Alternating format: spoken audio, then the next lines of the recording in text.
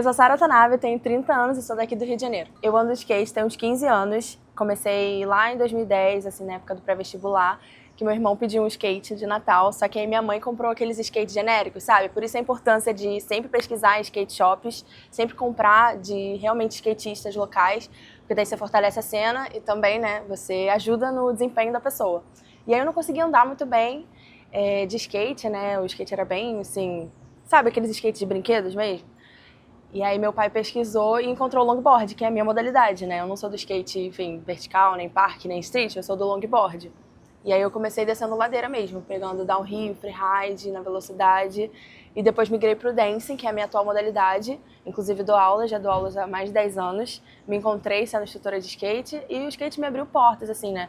Tanto pra minha saúde mental, né? Que eu melhorei muito com questão de ansiedade, depressão, compulsão alimentar, quanto também minha carreira.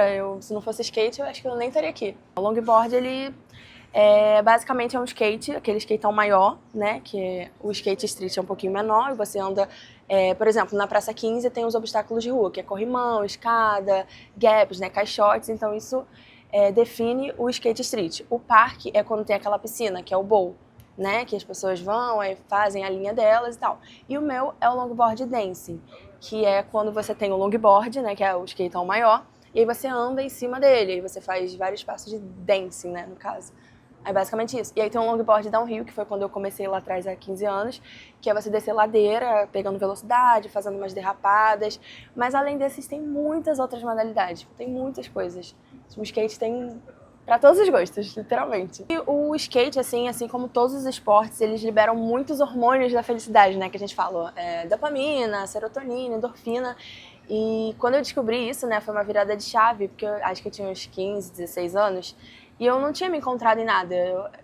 Agora eu fui diagnosticada com TDAH, né, que é do século agora, né, só que desde sempre eu fui assim, eu migrava de esporte em esporte, já fiz tudo que você possa imaginar, desde luta até dança, balé, ginástica, tudo. E eu nunca conseguia ficar muito tempo em alguma coisa. Meus pais ficavam, menina, eu criança lá, menina, você não para quieta em nenhum lugar. E aí no skate foi, acho que o primeiro esporte que eu me apaixonei e continuei. E aí eu comecei a fazer amizade, né? O skate é muito isso, muito família, né? O skate é um esporte muito... Eu não considero esporte, eu considero estilo de vida. Mas é um esporte muito... que agrega, sabe? Que a galera não tem isso de rivalidade, um ajuda o outro. Até nas competições, se você for ver, ninguém fica torcendo pro outro cair. Eu acho isso muito legal, assim. E isso me trouxe uma visão diferente de mundo, sabe? Você tá ali na rua, andando, trocando ideia com qualquer tipo de pessoa. Tipo, skate é muito diversidade, sabe? Você vê todo tipo de gente, é muito legal isso.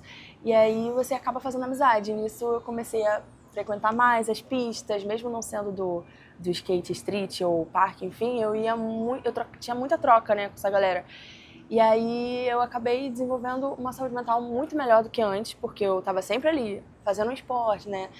Desenvolvendo endorfina, serotonina, então você acaba que você fica mais, né, bem de saúde. E aí quando eu parei, foi na época da depressão, assim, eu tive depressão, eu não queria andar de skate, eu falei, cara, o que tá acontecendo? Aí fiz terapia, né, porque acho que nada substitui a terapia. Mas ela falou, cara, antes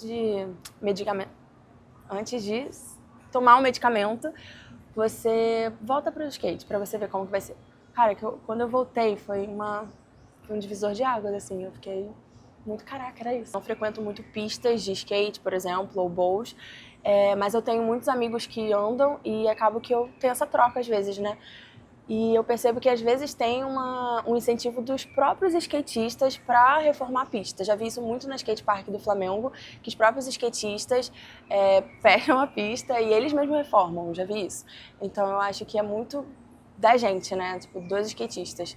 Mas eu acho que falta um pouco, sim, de incentivo, principalmente da prefeitura, ter mais pistas também, pistas cobertas, ia ser perfeito, assim. Tanto que às vezes tem os galpões que os próprios skatistas criam as pistas dentro e alugam, né, pra você, sei lá, fazer uma session de 1 hora, se tiver chovendo é ótimo. E pra minha modalidade, né, que é o longboard dancing, ou até o downhill também, que tem nas pistas, nas ladeiras, é basicamente o asfalto. Então, se tiver um asfalto ali lisinho, já tá bom.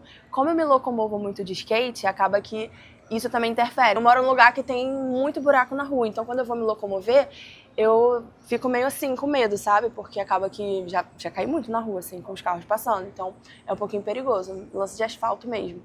Mas acho que é basicamente isso. Quando eu comecei lá atrás, era muito difícil ver uma mulher na pista. Principalmente no longboard, né? Que era algo começando, assim, tava em cena.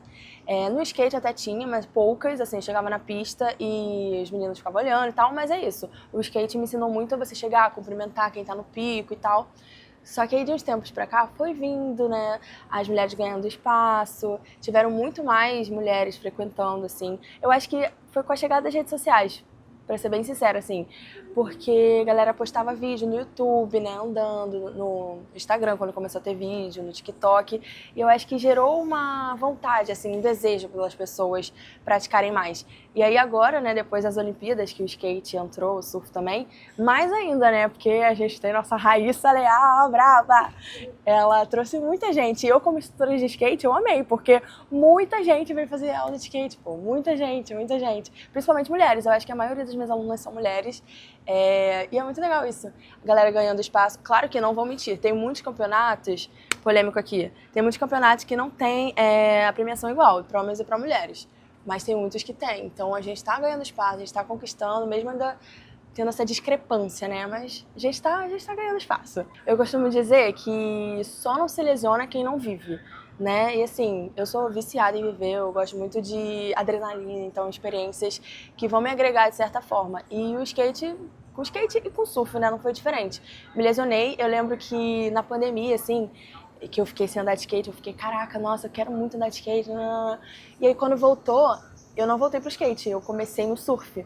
E aí foi um esporte totalmente novo, né? Eu tenho até um bordão que é ser ruim em algo novo. É muito bom, adoro aprender coisas novas. E aí foi um combo, né? Porque o skate ajuda muito o surf, né? Um é pai do outro. Então, ajuda demais. E aí, em uma das minhas viagens para dar aula, eu me lesionei no tornozelo. O meu pé virou assim e eu rompi ligamento, quebrei 3 ossos. Era para eu ter operado, só descobri 3 meses depois e não operei. Então, até hoje eu sinto um pouco de dor. Mas na época, como foi minha primeira lesão em, sei lá, 13 anos de skate, eu fiquei, caraca, nossa, logo agora que eu sou autônoma, que eu larguei o CLT pra viver da minha arte, não dá. Tipo, eu dou aula de skate, o que eu vou fazer? Eu não tinha começado ainda nessa carreira de criadora de conteúdo, até tinha, mas não tava mais consolidada que nem hoje em dia. Então, eu fiz o limão a limonada, pô. Eu comecei a postar meus vídeos de recuperação. Eu, na primeira semana lá, gente, não conseguia subir uma escada de muleta.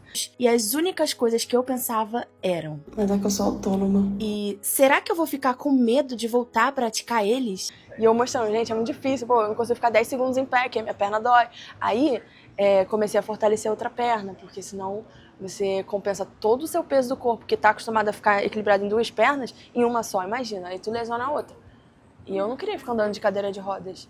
Ai, nossa, minha cabeça ficou bem mal, assim, mas é isso, é terapia e tentar fazer o que você pode naquele momento. Muita gente me julgou porque eu tava fazendo minhas coisinhas, tipo, eu ia, sentava num barzinho, ficava sentadinha com o pé pro alto com as minhas amigas, ou então já fui em festival também, mas eu sempre ligava, perguntava se tinha acessibilidade. Aí que a gente vê também que não tem acessibilidade para cadeirante, sabe, não tem acessibilidade.